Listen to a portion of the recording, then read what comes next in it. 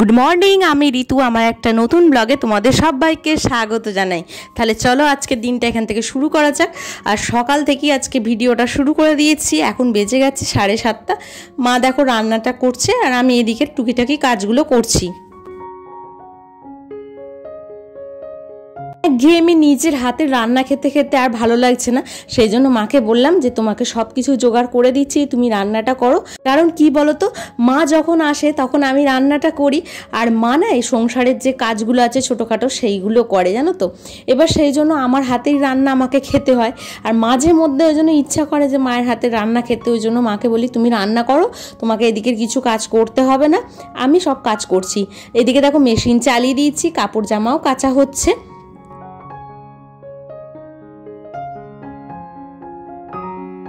জামা কাপড় কাচা হয়ে গেছে, এবার এগুলোকে শুকনো করতে দিতে হবে। যা গরম পড়েছে সেই জন্য ছাদে যেতে না ভয় পাচ্ছে, জানো তো। জামা কাপড় অনেকগুলো থাকে, সেগুলো শুকনো করতে দিতে অনেকটা সময় লাগে। আর ছাদের মধ্যে এই রোদ্দুরে না আমার একদম ভালো লাগছে না যে জামা কাপড় শুকনো করতে দেওয়ার জন্য। সেই জন্য স্বরূপকে বলেছি তুমি নিচে ব্যবস্থা করে দাও, যাতে আমি জামা কাপড়গুলো নিচে শুকনো করতে দিতে পারি। দেখছি ছাওয়াতে দিলেও জামা কাপড়গুলো কিন্তু ভালোভাবে শুকনো হয়ে যাচ্ছে, অসুবিধে হচ্ছে না। বাবান যেহেতু ওপরে পড়াশোনা করে সেই জন্য বিছানাটা এরকম অগোছালো হয়েই থাকে। ওর তো হাতে সময় নেই, ওর পড়া নিয়েও ব্যস্ত থাকে, তো বিছানা কিন্তু এরকমই হয়ে পড়ে থাকে, জানো তো। দুবার করে ওপরে আসা আমার পক্ষে আর সম্ভব হয় না এই গরমের মধ্যে।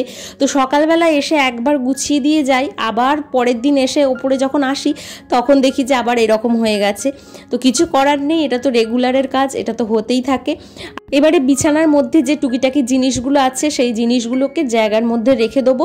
বাবানের না এই অভ্যেসটা খুব খারাপ, জানো তো। ওই জন্যই আমার কাছে ও বকুনিও খায়, কিন্তু কিছু করার নেই, এই অভ্যেসটা ও চেঞ্জ করতে পারছে না, আর আমিও করাতে পারছি না। ওকে বলি যেটা দরকার সেটা নিবি, আবার জায়গার জিনিস জায়গায় রেখে দিবি, কিন্তু ও সেটা করে না।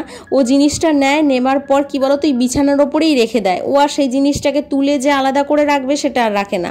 আবার মাঝে মধ্যে যখন ছুটি পায় তখন তো ঘর গোছায়, সেটা তো দেখতেই পাও তোমরা। আর এবার দেখো সমস্ত কিছু আমি সরিয়ে দিয়েছি, ঘড়িটাও দেখছি যে কটা বাজে। তবে কি বলতো, একটা দিকে নিশ্চিন্তি যে মা আছে। বুকান ঘুম থেকে উঠে পড়লেও আমার কোনো চিন্তার কারণ নেই, মা যেহেতু আছে মা ঠিক সামলে নেবে।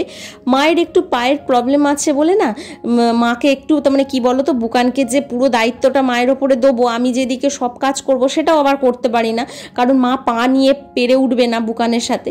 তো সেই জন্য কি বলতো, বুকানের খাওয়ানো বলো, চান করানো, এগুলো আমি করি। বুকানের সাথে গল্প করা, বুকানের সাথে খেলা, এগুলো মা করে। সেই জন্য না আমার হাতে অনেকটা সময় থাকে। এবারে বিছানাটা ঝেড়ে আমি পরিষ্কার করে নেবো। পরিষ্কার করে নিলে আমার মোটামুটি বিছানার গোছানোর কাজ হয়ে যাবে কমপ্লিট। আর একটাও বালিশ এখানে তোমরা কেউ দেখতে পাবে না, কারণ সব বালিশ নিচে চলে গেছে। নিচে থাকতে একটু অসুবিধে হচ্ছে সবাইকার, কারণ নিচে তো আমার দুটো ঘর, আর দুটো ঘরের মধ্যে শাশুড়ি মা একটা ঘরে থাকেন আর আমরা একটা ঘরে থাকি, সেই জন্য একটু অসুবিধে হয়। সবটাই তো মানিয়ে নিয়ে চলতে হবে বলো, সব সুবিধে যে জীবনে পাবো এমনটা তো নয়। তো যাই হোক, দেখো এখানে আমি জামা কাপড়গুলো, এই এতগুলো জামা কাপড় জড়ো হয়েছিল, বাবানেরই সব জামা কাপড়। প্রতিদিন বাবানের 2-3টে টিউশন থাকে, তো কি করে বলো তো, ড্রেসটা পাল্টে পাল্টে যায়, এক ড্রেস পরে কোথাও যায় না। ধরো প্রতিদিন বাবানের 2-3টে করে ড্রেস লাগে, তো সেই জন্য একসঙ্গে এতগুলো জামা কাপড় জমে যায়। তো সেইগুলোকে ভাঁজ করে ঠিকঠাক মতো রাখা, সেটাও একটা কাজের মধ্যে পড়ে। আর এত জামা কাপড় আমাকে গোছাতে হয়, তোমাদের কি বলবো। এই জামা কাপড় গোছানো হচ্ছে খুব বড় একটা কাজ আমার কাছে। আর আমার মা না ভীষণ রাগ করে, জানো তো, এই বিষয়টাকে নিয়ে। মানে জামা কাপড় আমাদের খুব কম পুরাতন হয়, তার আগে কেনা হয়ে যায়। তো মা সেই জন্য বলে জামা কাপড়গুলো আগে ছিঁড়তে দে, তারপরে কিনবি। যেহেতু অনেকটা আগের মানুষ, সেই জন্য ওরা চিন্তা ভাবনা করে কি আগে ছিঁড়ে যাক তারপরে কিনবো, যতক্ষণ জিনিসটা চলছে চালাবো। কিন্তু আমরা তো সেটা করতে পারি না, বাইরে বেরোলে টুকিটাকি যে জিনিসগুলো পছন্দ হয় সেইগুলোই কিনে নিই। তো এই স্বভাবটা আমার ভীষণ আছে, তোমাদের কাদের কাদের আছে আমাকে জানিও। তো যাই হোক, দেখো তাড়াতাড়ি করছি, তাড়াতাড়ি নিচে নামতে পারলে না শান্তি, জানো তো। ঘরটা ভালো করে মুছে পরিষ্কার করে নেবো, তাহলেই মোটামুটি কাজ আমার ওপরের হয়ে যাবে। আর এখানে দেখো পড়ার টেবিলটা এই দিকে করে দিয়েছি। পড়ার টেবিলটা একবার বাইরে করে দিয়েছিলাম, কিন্তু বুকান এত দুষ্টুমি করছে কি বলবো তোমাদের। আর এই ঘরে না দরজাটা দিয়ে রাখলে বুকান খুব একটা ভিতরে আসতে পারে না, সেই জন্য না পড়ার টেবিলটা ভিতরেই রেখে দিয়েছি, যাতে বুকান না হাত দিতে পারে। বইগুলো একটা যদি ছিঁড়ে দেয় তাহলে আর বাবানকে দেখতে হবে না। মানে ও ছেঁড়া বই একদম পড়তে চায় না, ওর বই সবসময় একটুখানি পরিষ্কার পরিচ্ছন্ন থাকলে ও বেশ ভালোবাসে। তো সেই জন্যই কি করেছি বলো তো, ভিতরে রেখে দিয়েছি। বাইরের ঘরে চলে এসেছি। ঠাকুরের বাসনগুলো অনেকগুলো মাজা আছে, সেইগুলোকে ঠিক জায়গায় রেখে দিতে হবে।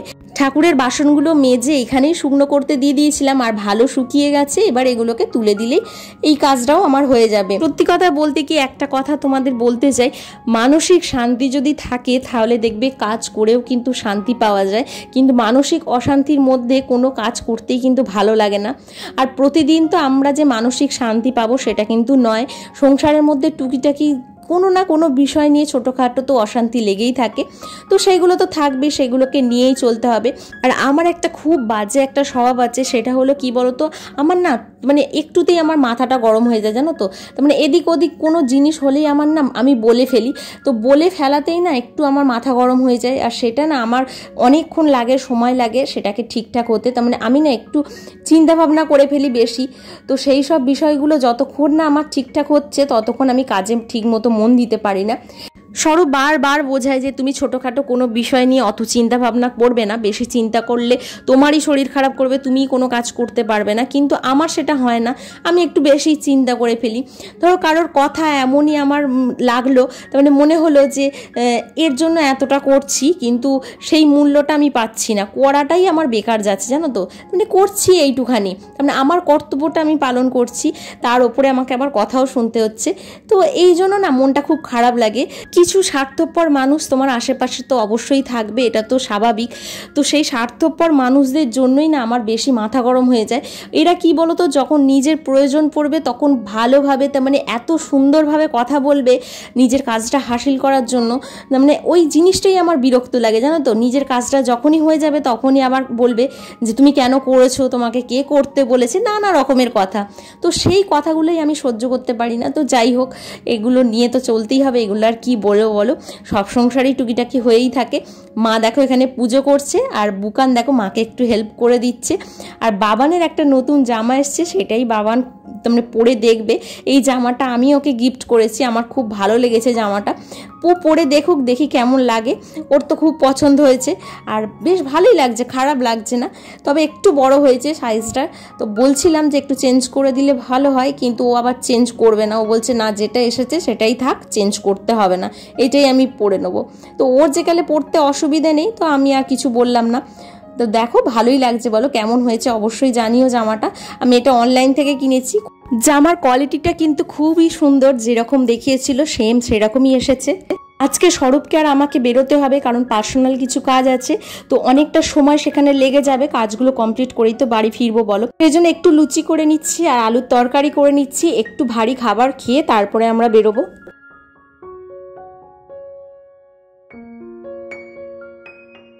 আজকে বাবার আসার কথা আছে, মা কালকে চলে যাবে, তো সেই জন্য বাবা আসবে। বাবা আজকের দিনটা থাকবে আর কালকে মাকে নিয়ে চলে যাবে। মা থাকলে কি বলতো, গল্প করতে করতে কাজ করি, বা কোনো কিছু টেনশন নিতে হয় না, জানি মা আছে, মা কিছুটা আমাকে হেল্প করে দেবে। বা বুকানকে নিয়েও যদি একটু বসে থাকে আমি কাজগুলো করে নিতে পারবো, বুকানকে নিয়ে আমাকে কোনো চিন্তা করতে হবে না। তো এই বিষয়গুলো থেকেই থাকে। তো সবসময় তো মা এখানে থাকতে পারবে না, সেটা সম্ভব নয়।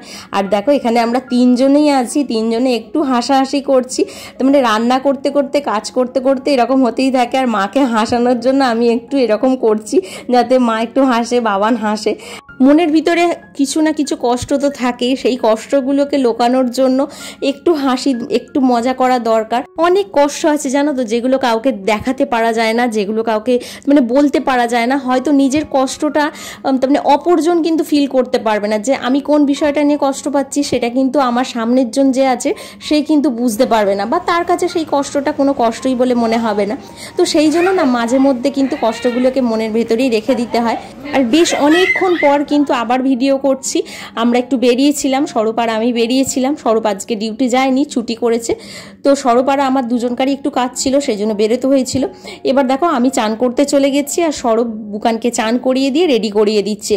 আর বাবানকে আমি খেতে দিয়ে দিয়েছি, বাবান খাচ্ছে একদিকে বসে, আর বুকানকে সাজিয়ে দিয়েছে, জামা পরিয়ে দিয়েছে, সব কিছু স্বরূপ করে দিয়েছে। আর অনেকটা বেলা হয়ে গেছে জানো তো আজকে, কারণ বেরোতে হয়েছিল, সেই জন্য অনেকটা দেরি হয়ে গেছে। সব কাজগুলো মিটিয়ে তারপরে বাড়িতে এসেছি। যাই হোক চলো, আজকের ভিডিওটা এখানেই শেষ করছি। পরের আবার নতুন একটা ভিডিও তোমাদের সাথে দেখা হবে। তোমরা সবাই ভালো থেকো, সুস্থ থেকো, সাবধানে থেকো। আর আজকের ভিডিওটা কেমন লাগলো অবশ্যই জানিও। আজকে এ পর্যন্তই, টাটা।